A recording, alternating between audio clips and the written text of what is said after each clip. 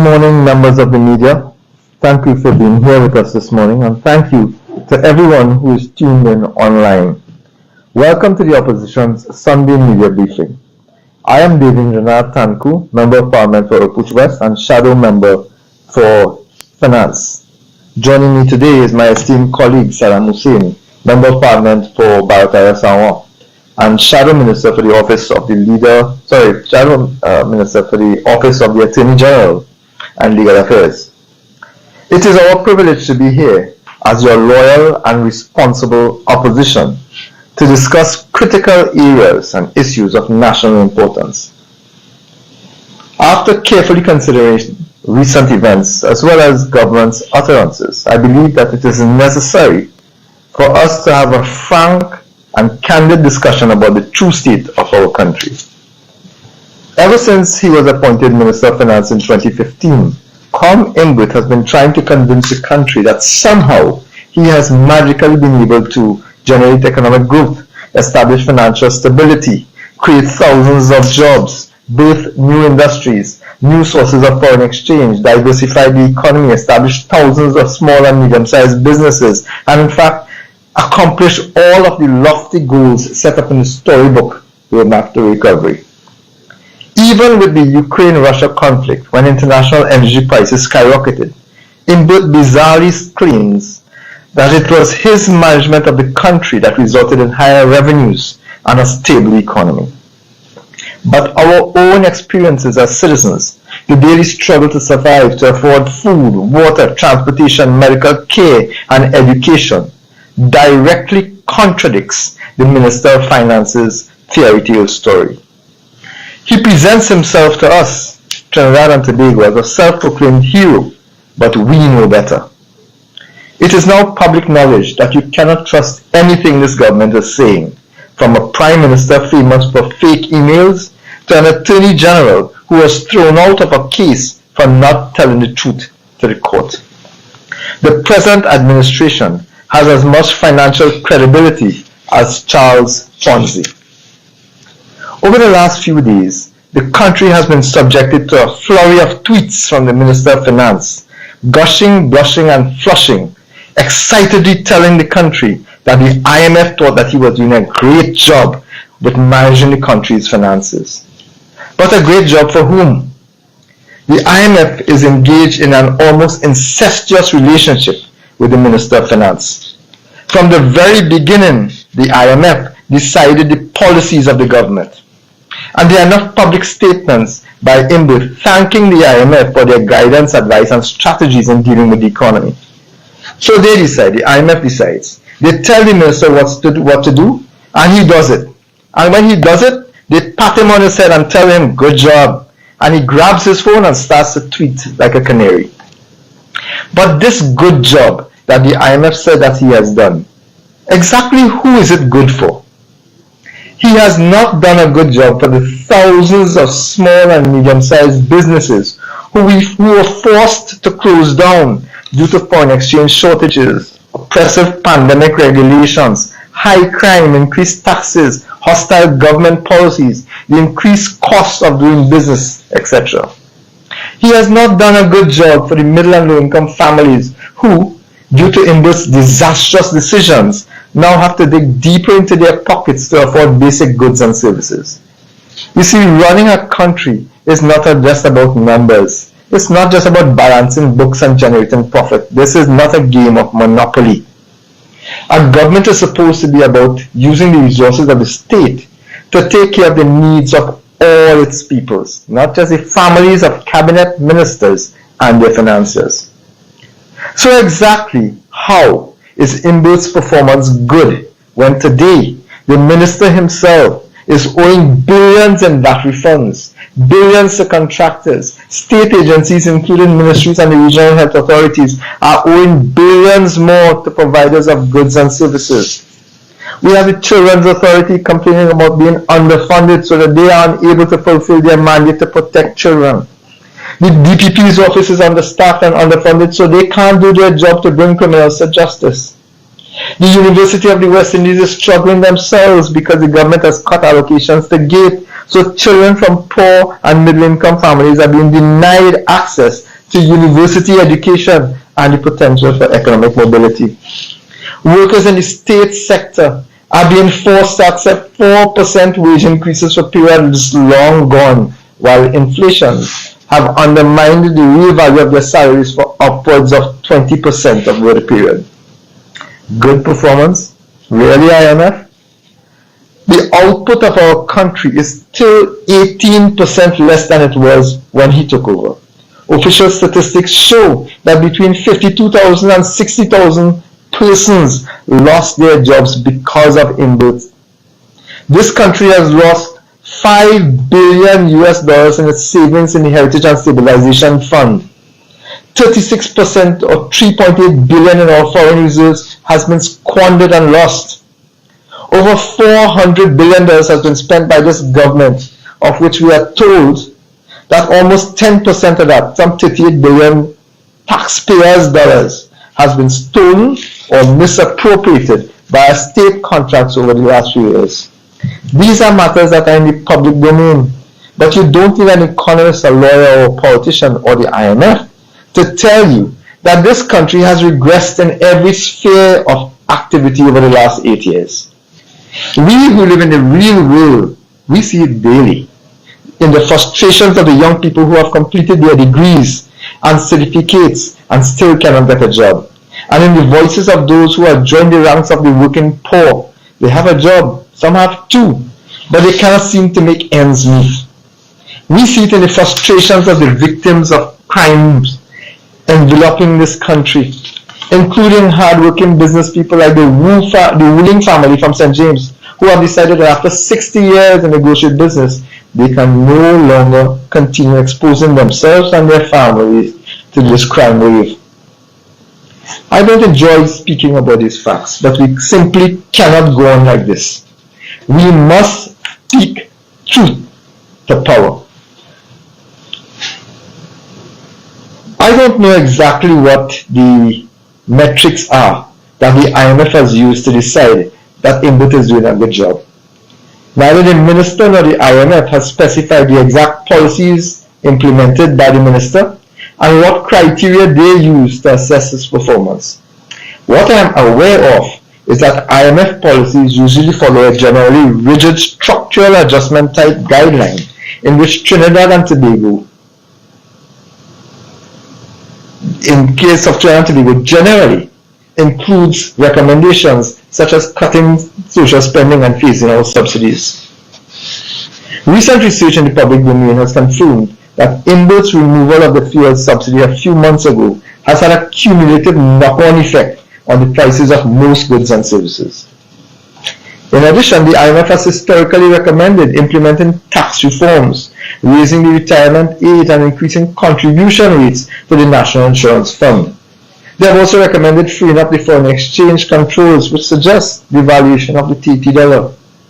Generally, all of these IMF policies promoted by the IMF, place the burden of adjustments on the backs of citizens who are least likely able to bear it.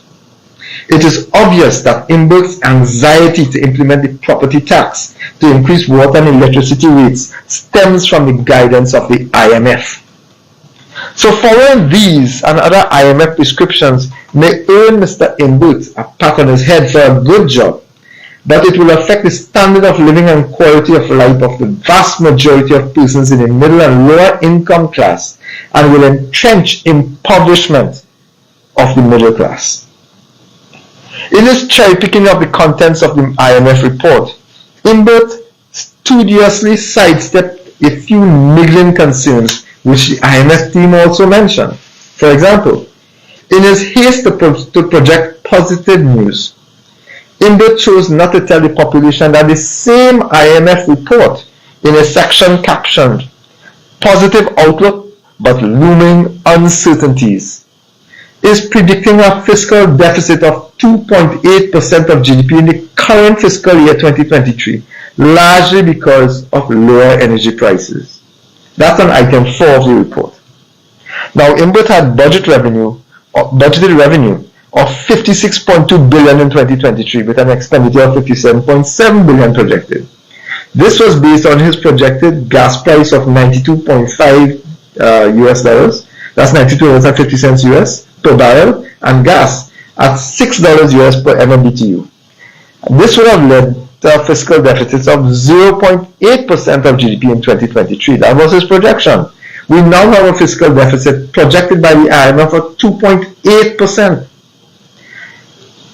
The price of Brent today is now reported at $73 US dollars, or 21% lower than what Inbert budgeted. The price of gas is around 2.61 per MMBTU. That's 2.61 US dollars per MMBTU, which is 56% lower than the minister's estimate. So for us to truly understand the magnitude of the real deficit, given the collapse in revenue based on fallen energy prices, Inbert needs to tell the country if he has reprioritized expenditure, and particularly what he has cut expenditure on. The IMF seems to know, hence they have created their projected higher fiscal deficit. But the country needs to know. Inbert also chose not to mention the IMF warnings that the National Insurance Fund is in crisis and urgent reforms are needed. Otherwise, the deficit will widen and the reserves will be depleted by the mid-2030s. That's soon. Inbert chose not to also focus on the IMF warning about potential vulnerabilities to the financial system as a result of rising household and businesses' debt, high exposures to the sovereign, and interconnectedness. He chose not to mention the IMF urging the government to finalize the procurement legislation and the desperate need to strengthen the anti-money laundering and combating of finance, terrorism, infrastructure, and law. All of those things are in the IMF report. Inbert even chose not to mention the fact that the IMF for the umpteenth time had to point out the failing diversification agenda of his government and call on the state to step up their agenda, step up their efforts towards improving the business environment, specifically infrastructure, governance, trade policy, education, etc. That is why you can never believe anything this government tells you. The IMF also raised the issue of foreign exchange, referring to the foreign exchange shortage in their report. It is not accidental that the minister jumped out of himself ahead of the IMF report being released to make what is perhaps his most asinine statement ever, that Trinidad and Tobago has a foreign exchange shortage, not a foreign exchange crisis.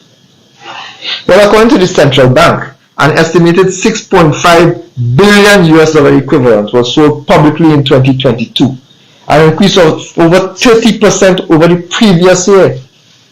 Central bank has provided 1.27 billion US dollar equivalent to authorized buyers in 2022. The minister also recently told the population that the Exim Bank issued almost $1 billion since the foreign exchange facility was established in 2018. And he even boasted that Cabinet will be providing additional 180 million US dollars to the facility following March 8th Cabinet meeting. But who are getting all these billions being traded annually in foreign exchange? Who is benefiting from this? This is an important issue for several reasons. There are conglomerates that generate foreign exchange but still draw down on allocations from the central bank as authorized buyers. Some conglomerates have financial interests in the banking sector itself, and they have absolutely no problem getting foreign exchange. So for them, and for the minister and his colleagues and his friends, for them, there is neither shortage nor crisis in foreign exchange. But for the thousands of businesses and the tens of thousands of ordinary citizens who are unable to get foreign exchange, they are facing a foreign exchange crisis. The SME sector, including small traders and entrepreneurs, which accounts for 91% of all registered businesses in our country and contribute upwards of 30% of the gross domestic product, almost half of the employment of Trinidad and Tobago, they continue to suffer to get access to foreign exchange. Ordinary citizens who require foreign exchange for travel or for university tuition fees abroad for their children or for medical purposes have to stand in line daily to get $200. Alternatively, these persons must now face the black market and pay as much as 30% above bank rates for foreign exchange. Not only is this illegal, but it is unfair. This has a substantial impact on the cost of doing businesses for these small traders, these small entrepreneurs, putting them at an immediate disadvantage for larger businesses and conglomerates who have absolutely no problem in getting foreign exchange at standard bank rates. For these businesses, the foreign exchange shortage is a crisis which threatens the lifeline of their businesses. Today, I call on the Minister of Finance and on the government to provide to the national community a list of all approved traders of foreign exchange, that is, those buying and selling who have been benefiting from those monies issued by the central bank to register dealers and traders. Further, I challenge the Minister to provide a list of businesses which have received foreign exchange from any agency which interfaces with the government, be it the Exim Bank, Central Bank, NGC, FCB, etc. This is not IMBO's private money. This is money belonging to the taxpayers, and the public interest must override the private interest. I am aware, ladies and gentlemen, that on a previous occasion the governor of the central bank provided some basic information regarding some of the largest beneficiaries of foreign exchange. A former government of the central bank provided that information to the population, and the country was amazed to find out that a minute group of businesses were receiving the lion's share of the country's foreign exchange to the exclusion of all others. Importantly too, in some instances, there was more than one company in the same conglomerate which were fortunate enough to be amongst those favored to receive foreign exchange. And many of those had familiar names to the government and the party in power.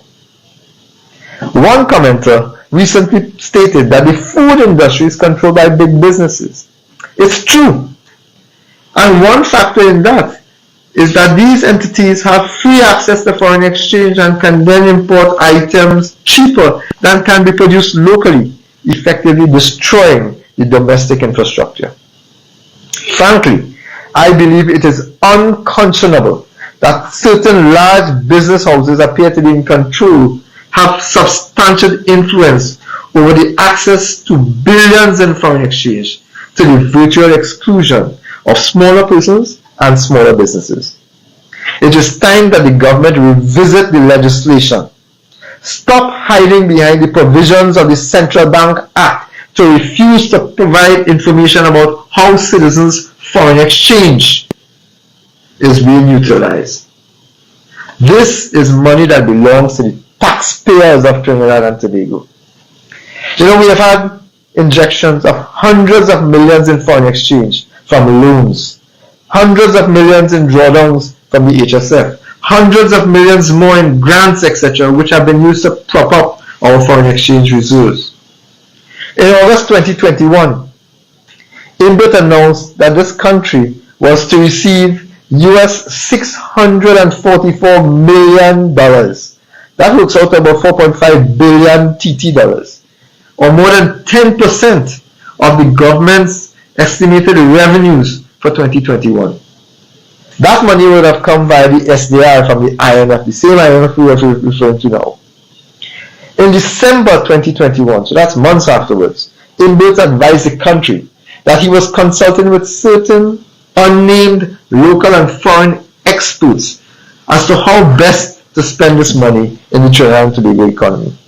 More than a year has passed already, and IMF has to date not advised on how that money has been spent. What has happened to that money? $644 million US dollars, 4.5 billion TT dollars.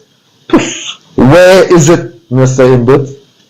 I challenge the minister today to tell the country which company has benefited from access to to the 644 million US dollars. Tell us on which basis they were selected and what revenue and foreign exchange they have generated as a direct result of having had privileged access to foreign exchange. Interestingly enough, it appears that whenever the PNM is in office, businesses engage in foreign exchange generation that is owed by average citizens or held by the government for the people are deliberately charged and challenged and targeted for closure. From Caroni 1975 Limited to Petrotrin, companies which generated foreign exchange have been shut down. The used car dealers caters for the so-called small man, and they have substantial challenges in accessing foreign exchange, but new car dealers do not seem to have the same problem.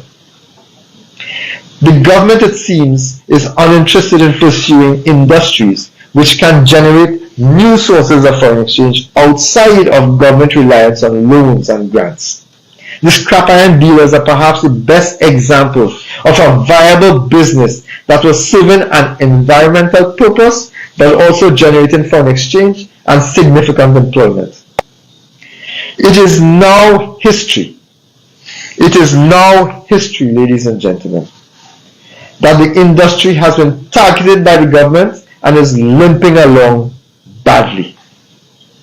With no reliable sources for foreign exchange, declining energy prices and low production levels, lack of government initiative to attract foreign direct investment, it is obvious that the demand for foreign exchange will continue to be greater than the supply.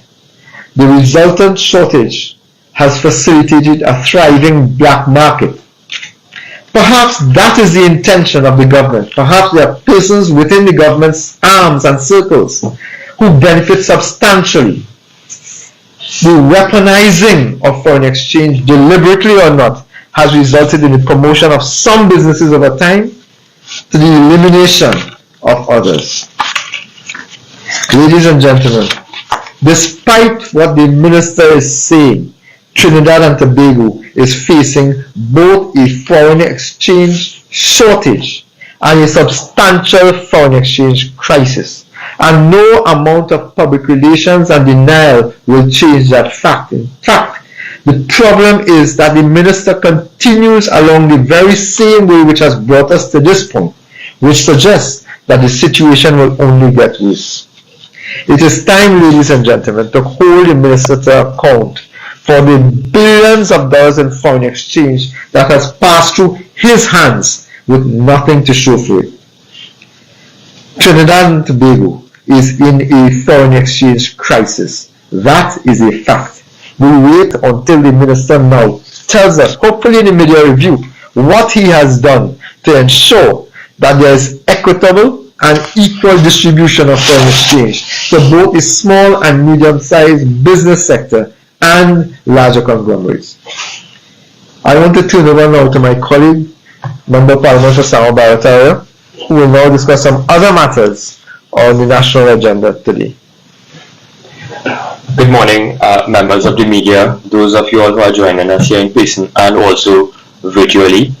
Thank you very much, MP Tancoo, for that very comprehensive overview on the forex crisis that Trinidad and Tobago has found itself in over 7 years of mismanagement by Minister Imbert and this rowdy-led PNM government. Members of the media, those listening, this morning I would focus your attention on two very pressing and serious issues that are currently facing our Twin Island Republic of Trinidad and Tobago. And I will address you firstly on the ongoing RIC consultations that are taking place throughout Trinidad and Tobago. And the second issue I will address you on is the many issues that have currently reared its head in the public domain with respect to the breakdown of the criminal justice system within our courts and the other stakeholders within that particular area. So the first issue that I would address you on would be the ongoing RIC consultations. The RIC has currently engaged in some consultations with respect to the increase in TNTEC rates that should take effect later this year. and the RIC has brought on proposals in terms of the amount of additional monies you will have to pay with respect to tea and tech rates. And they have taken to the public to ask their views and opinion based on the law, because the RIC is a creature of statute, and that RIC has been created through the Regulated Industries Commission Act, Chapter 5473. And in that act, it requires that there must be public consultations with respect to any rate increases. And the consultations are not only superficial, but these consultations must be meaningful. When I say meaningful, they must take into consideration what the ordinary man on the street has to say. And I have attended one of the consultations, the one that took place in Chaguanas quite recently. I believe it was last Wednesday. And in that consultation, I experienced something that was not what we consider to be meaningful consultations. It was a barrage of insults to the people who were there by members of the commission, making innuendos that these are persons who do not belong to the particular area. That's how the meeting started off. And then when people started to express their views, and the meeting became very heated because there's robust discussion taking place, there was a unilateral decision to prematurely end that particular consultation by Ms. Dawn Callender, who is the chairman of the RIC. And that was a most unfortunate decision that was taken by none other than the head of the RIC. Because the RIC is meant to act in an independent manner.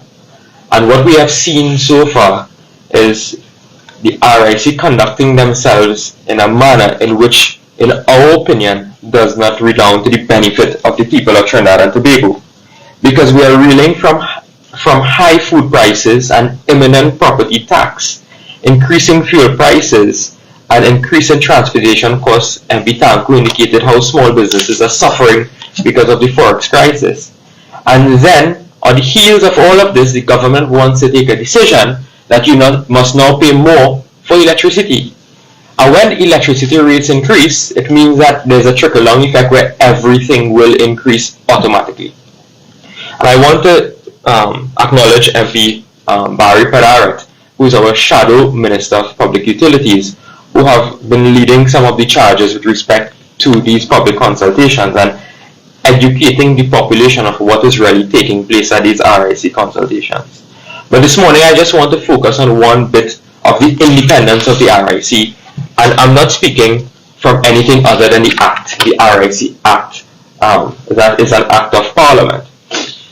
And within this law, the RIC, and I took some notes from the last meeting, the Commission, and I believe the Chairman would have said that the RIC guards its independence jealously. They don't work for any service providers. So, when I looked at the Act, I'll address those two statements. The name of the Minister of Public Utilities is mentioned about 18 times in the Act. Let's start there. The appointment of the RIC is done by the President acting on the advice of the Cabinet. The Executive Director terms and conditions are determined by the Minister. The Assistant Executive Director terms are determined by the Minister. The employment of the staff, the number of staff, remuneration also determined by the Minister.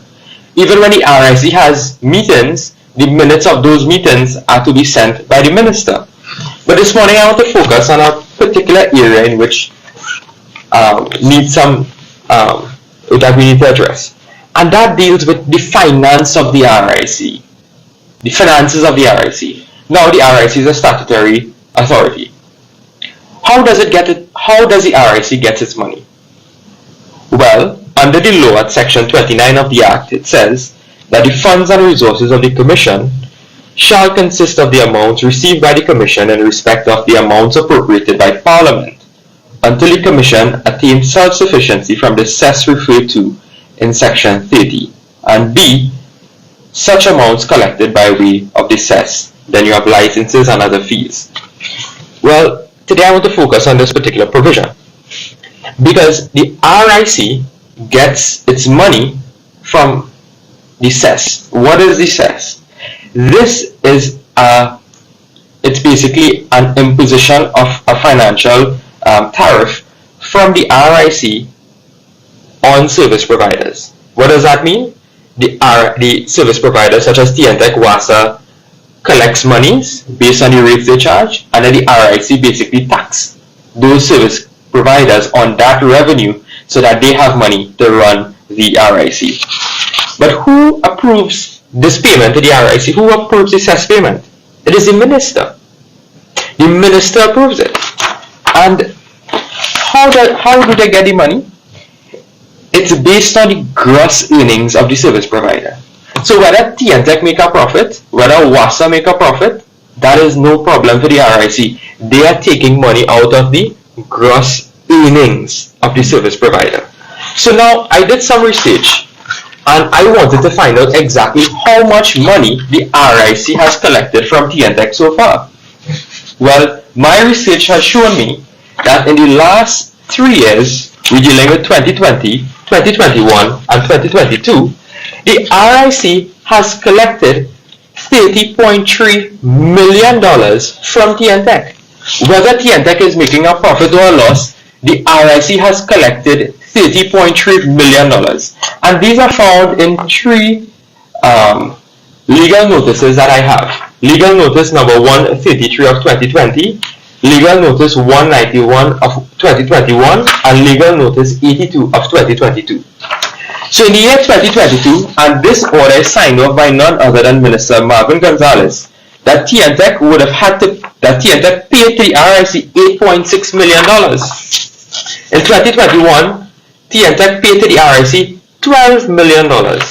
And in 2020, TNTech paid to the RIC $9.6 million. All approved by the Minister of Public Utilities. So the RIC is now telling us that they don't work for any service providers.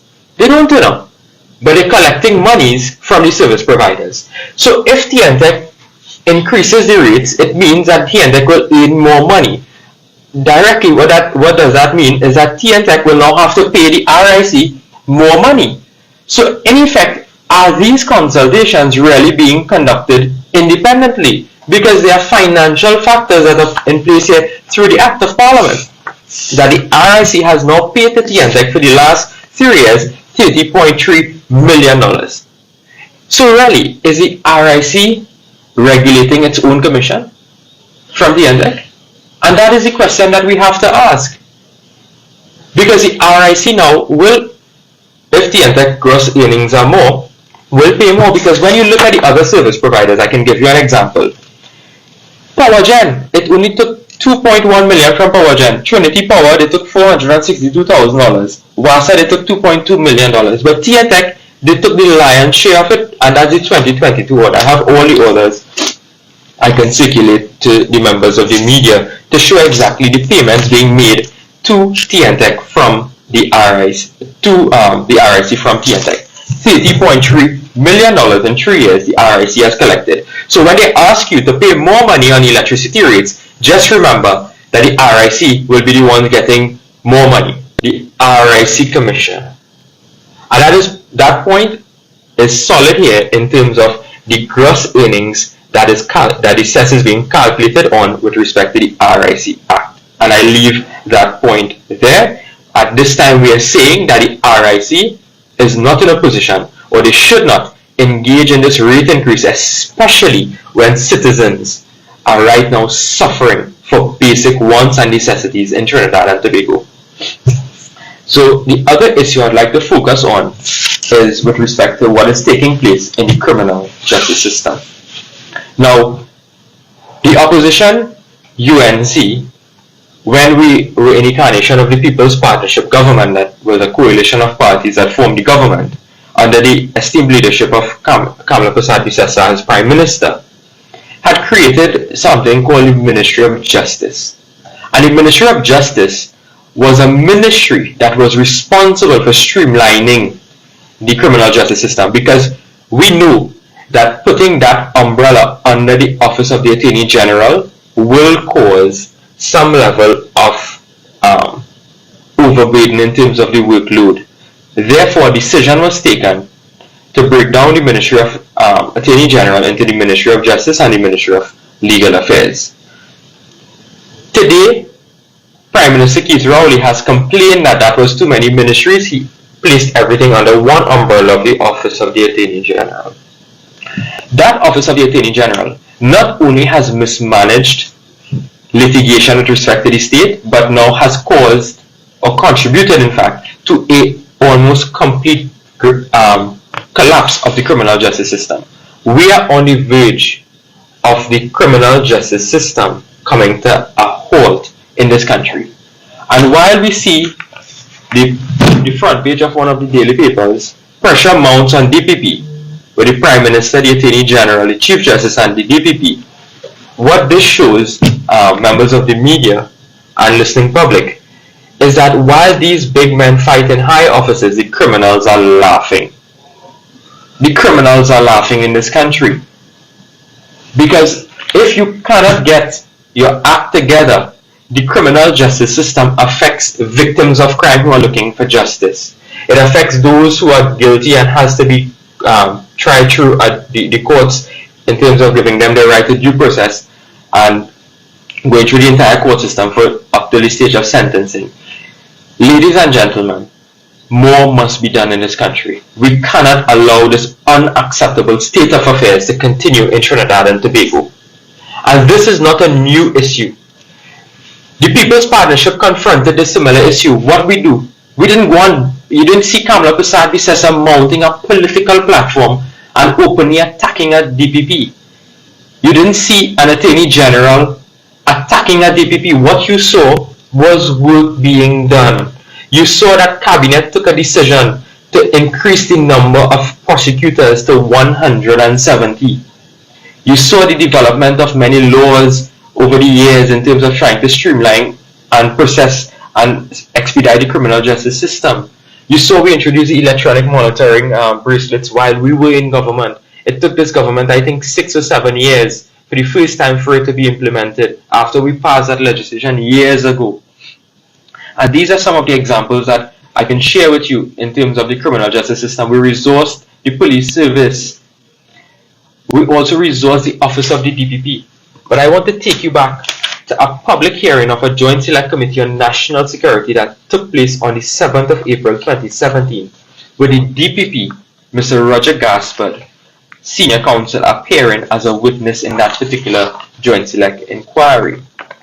And Mr. Gaspard discussed many key issues, such as the electronic case management system at the office of the DPP, the timeline for its completion and implementation. He spoke of protection against cybercrime, the resolution of issues regarding dysfunctional photocopiers. Imagine this was an issue that the Director of Public Prosecutions had to raise at a Joint Select Committee, that he did not have enough photocopiers at his office. The creation of contract positions as an interim measure while Cabinet-approved established positions remain vacant. The allocation of a risk allowance to the remuneration packages of state prosecutors. The hiring of members of the Trinidad and Tobago Forensic Sciences Center. Discussions regarding the deficiencies at his office of the DPP.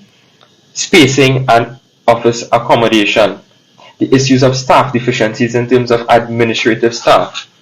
The impact on the plea bargaining legislation and its implementation, and the issues of the DPP's office being allocated its own budget. And let me start there. One would think that the DPP has its own budget. That is not true. The DPP's line item falls under something called the Criminal Law Department in our accounting exercise when we do the budgeting exercise in Parliament. Therefore, the Attorney General's office is the accounting officer of the office of the DPP. The DPP has been calling for financial autonomy for many years. This has been a clarion call from the office of the DPP that if you give the DPP his own budget, he will be able to manage his own affairs in terms of staff. He would have to be going to a Joint Select Committee to prepare again for photocopiers, and also other administrative functions that he has to perform as the head of that particular important constitutional office. And you know, it did promise the DPP that this was in 2017, that, and I could read it for you. This is a document from the Trinidad and Tobago Parliament, that the issue of the DPP's office being allocated its own budget.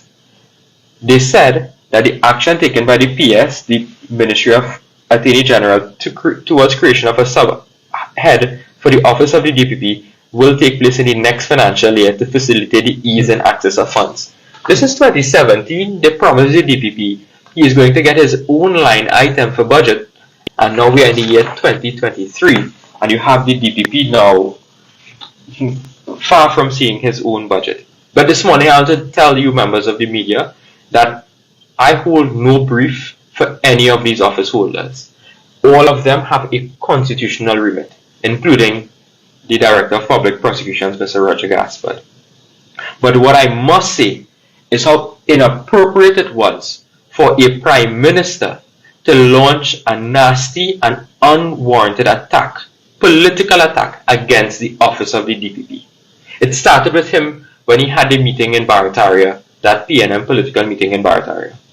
It then continued with this disgraced Attorney General, Mr. Reginald Amo, who launched an attack on the staff of the DPP, saying that they are underperforming. And if you know the nature of the office of the DPP and the prosecutors are there, they are very hard-working staff. I was there for a very short time, and I understand the work ethic inside there. And for them to take time out of their busy schedule to write a letter to the Attorney General and hand-deliver it, calling on him for an apology, is a fundamental issue. It shows the hurt that the Attorney General of this country has put those office holders in.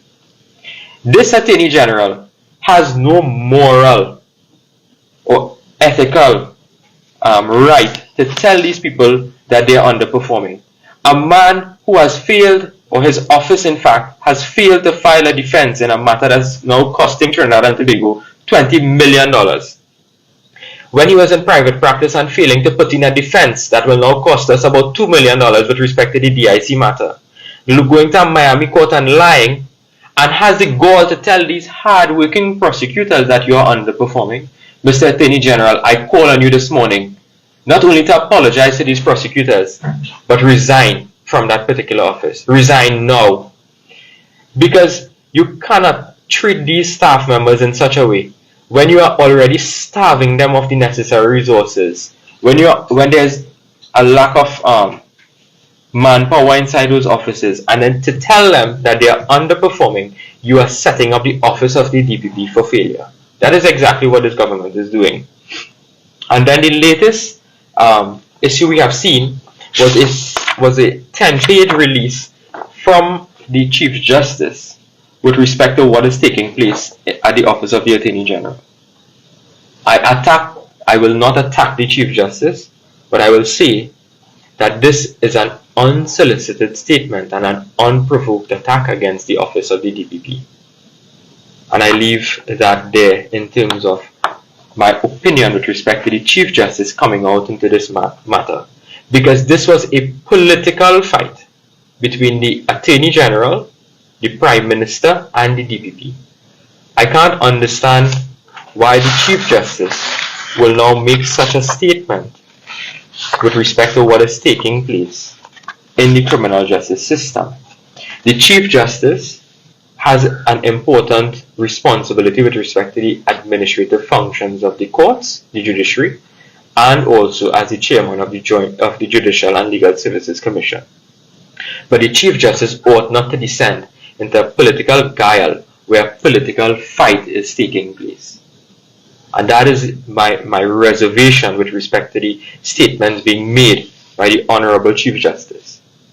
And this is not the first time this has happened. There was a public fight between the Chief Justice and the DPP during the opening of the law term in 2020, when the Chief Justice made some remarks about the DPP with respect to the total number of indictments being filed.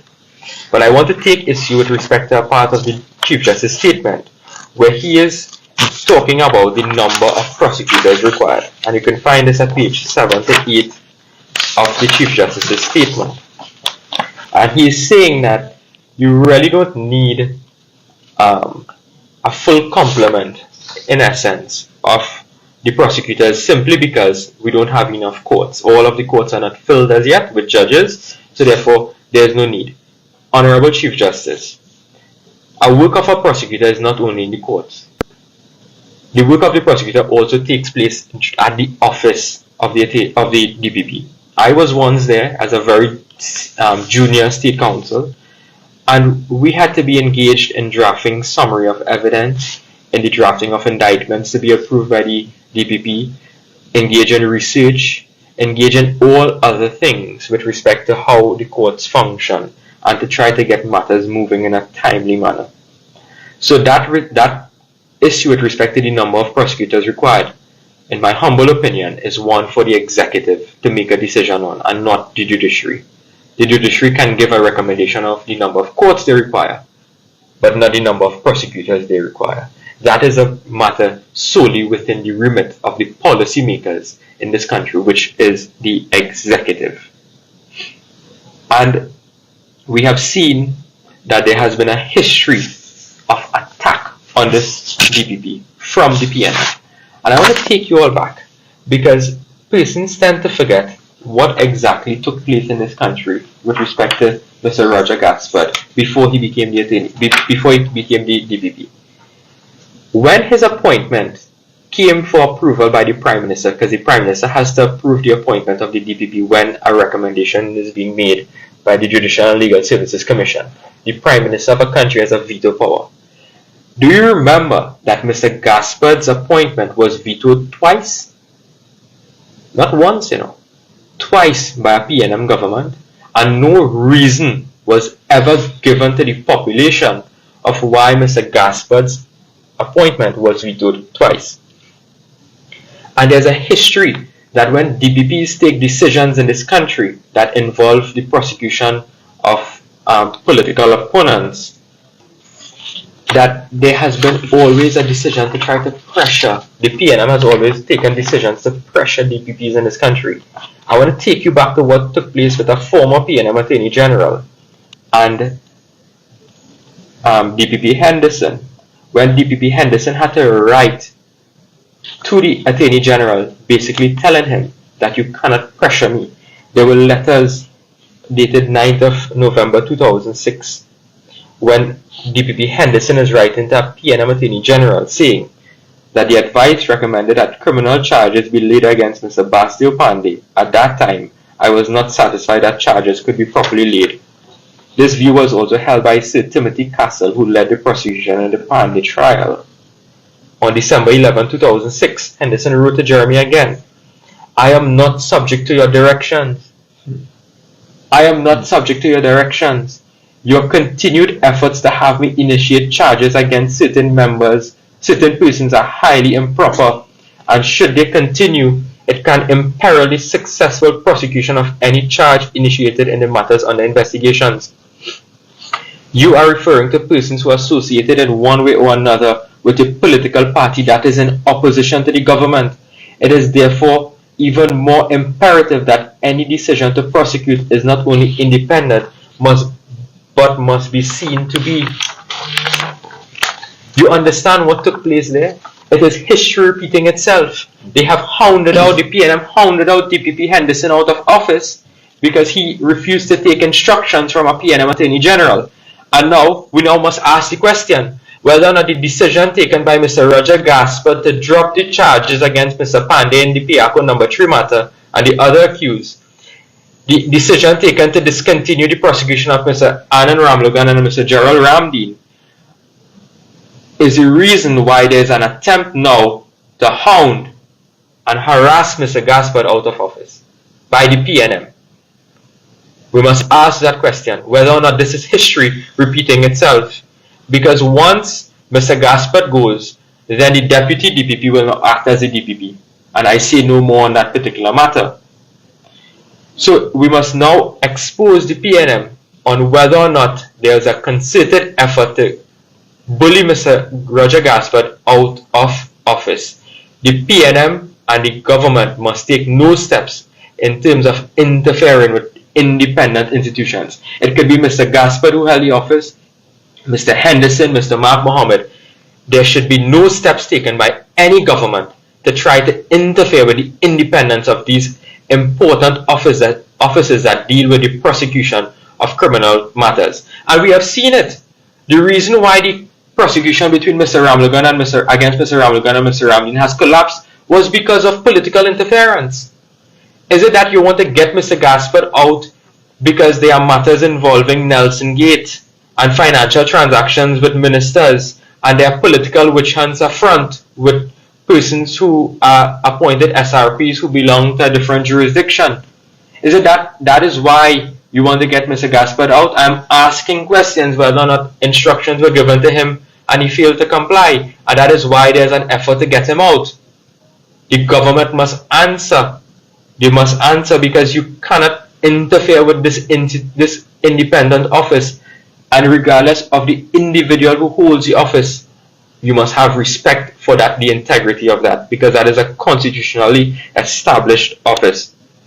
Because this Piako matter is what the PNM had used back in 2000 then to get the UNC out of office, and today we have seen that entire matter collapse. It has collapsed. But what I call on this morning is for the DPP to break his silence on this matter. We have heard from the Chief Justice, we have heard from the Prime Minister, and we have heard from the Attorney General. We must now hear from Mr. Roger Gaspard, Senior Counsel, the Director of Public Prosecutions, on this entire issue, because serious allegations are being made against your constitutionally protected office. And we must hear the DPP must break his silence. He must break his silence.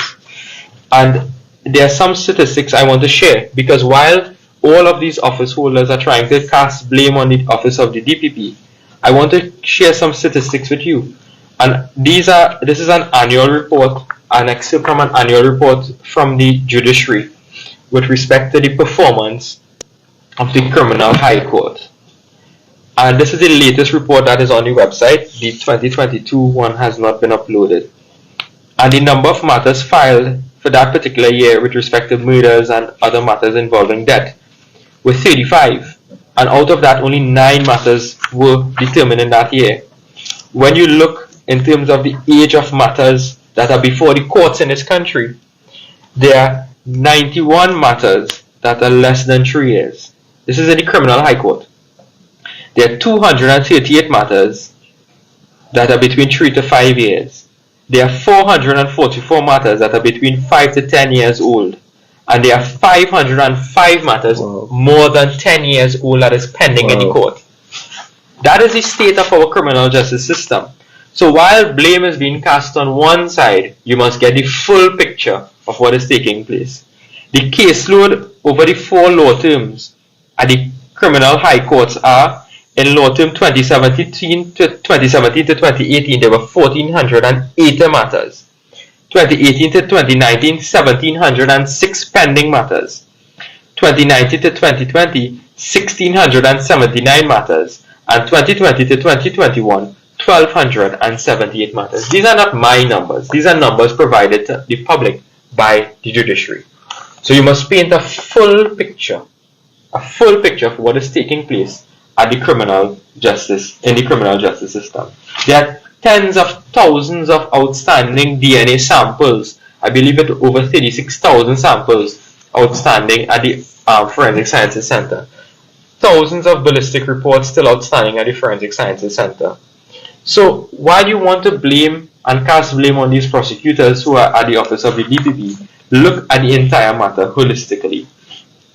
And this morning, there's another very serious issue that would have been reported widely in the newspaper, and that deals with the letter, a 36-page letter that was sent to the main witness in the collapsed prosecution of Mr. Ramlogan and Mr. Ramdeen, and that is Mr. Nelson, writing the DPP, telling him that he wants his conviction to be set aside on the basis of that collapsed prosecution. And that again deals with a former Attorney General making promises outside of his constitutional remit to a witness in a criminal matter. Understand this, A political appointee making certain inducements and promises in terms of financial promises and promises not to prosecute, and making recommendations not to prosecute a main witness in a criminal trial against your political opponents in this country, that is what Mr. Nelson is now seeking to get his conviction set aside on in terms of the grounds.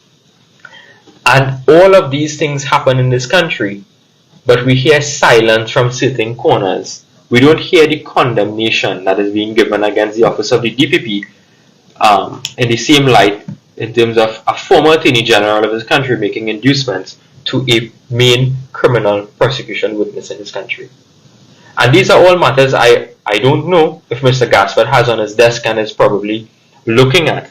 But these are serious matters that has to be addressed in this country, because if we want to restore confidence in the criminal justice system, justice must be for all and not for a few. So, ladies and gentlemen, members of the media, thank you very much for giving me this opportunity, and we would now like to open the floor for any questions that may arise. We have some questions coming in.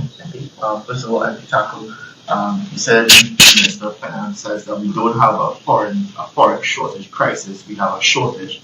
But how do you think the continued shortage will affect businesses in the country this year?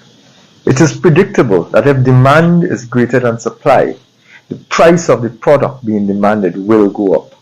What will happen now as a result of the shortage is that the black market, the trade in foreign exchange on the black market will continue to thrive and will continue to grow, and the price at which we are trading US will increase as a result of the shortage and as a result of the continuation of the policies of this government and the Minister of Finance along the same lines which has created the shortage as we are seeing it today. And you said that it may be the RIC may have some self-interest in raising rates as they stand to gain from that. Do you think that maybe they should perhaps be transparent on how exactly they stand to gain from increased rates?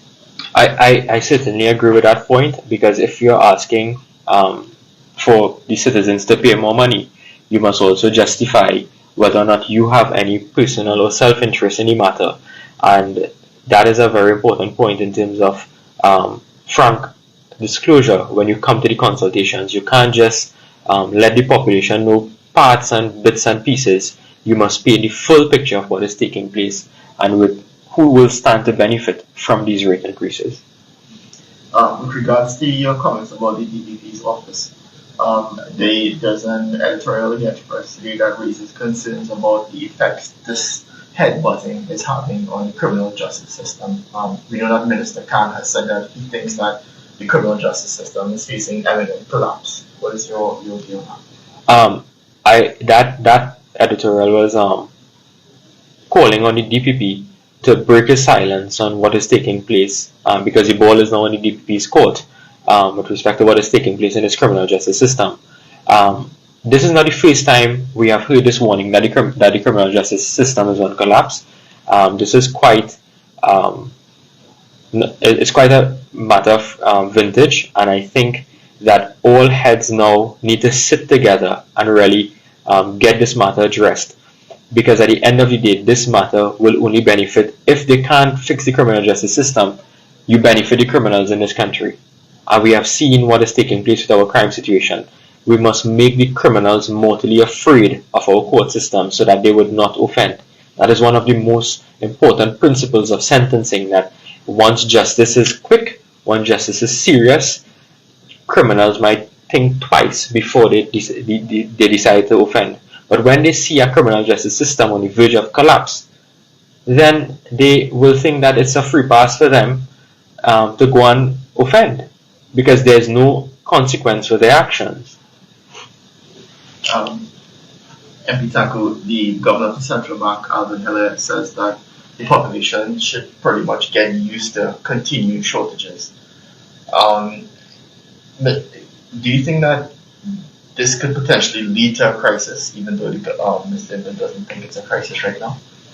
The problem with that statement by the governor is that that accepts the status quo. It accepts the situation as we have it now, which is a shortage. But instead of the governor advising the population to accept and move on, adapt to the situations that exist, I think the governor of the central bank owes it to the country to tell Trinidad and Tobago, who actually gets the upwards of 1.6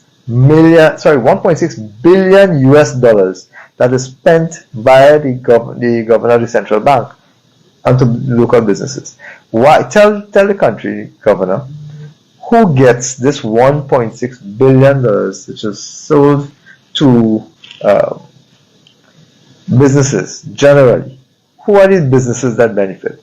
So instead of telling us to adapt, because he's suggesting to the persons who are not getting foreign exchange that they must accept the circumstances, but he's not providing information as to who exactly is getting foreign exchange. And Tancoo, we've been focusing on the US, but are we seeing similar problems with other currencies? We use the US as a benchmark. I think right now the critical factor is US shortage. But in the absence of US, many persons have been using Canadian and Euro and British pounds. And those currencies are also in short supply. We just use the US as a benchmark, as an equivalent for numbers purposes.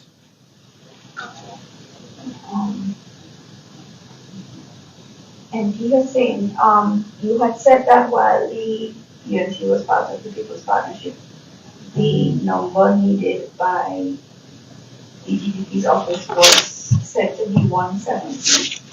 Do you have any idea of how that number was arrived at?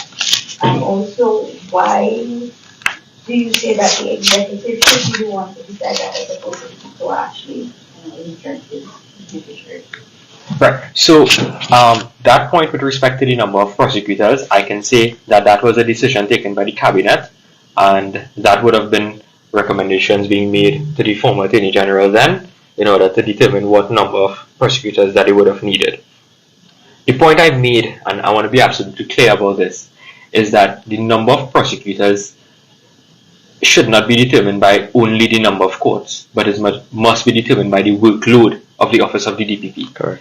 While you need prosecutors to man every court in this country, you would realize that there are other work that has to be done in order to prepare other matters for trial, such as the briefing of witnesses, the necessary legal research, dealing with applications that may be before the court.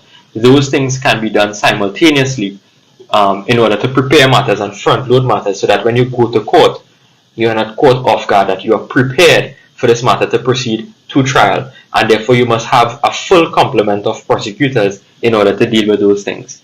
And the reason why we can't have that full complement of prosecutors is because there is no place to put them. I can give you an example. When I was at the office of the DPP, I shared one office space with 3 other prosecutors. We shared one computer, one desk. That is what the space was like on Richmond Street. And I can tell you that it was very irresponsible of the Prime Minister to expose the security details of the office of the DPP, where they are to be relocated on Park Street, with respect to the security concerns that the DPP has raised, where he went on a political platform and exposed the security risk of that particular office. I think that was totally irresponsible of the Prime Minister, especially as the head of the National Security Council. So, going back to your point, the number of prosecutors ought to be determined by the DPP. I think that is a matter that should be within his remit, and it is also a matter for the executive, the government, to determine whether or not it can be afforded. There's another question. Okay, thank you very much for joining us this morning. Be sure to join us tomorrow for our Monday night forum that will take place in the constituency of Caroni East at the St. Helena Hindu School. Okay. And that there will be a powerful lineup of speakers, including the Honorable Political Leader, Mrs. Kamala Prasad, the of Senior Counsel. So thank you again for joining us this morning, and while I may not see you for the rest of the week, I just want to bid and wish all my brothers and sisters in Islam Ramadan Mubarak.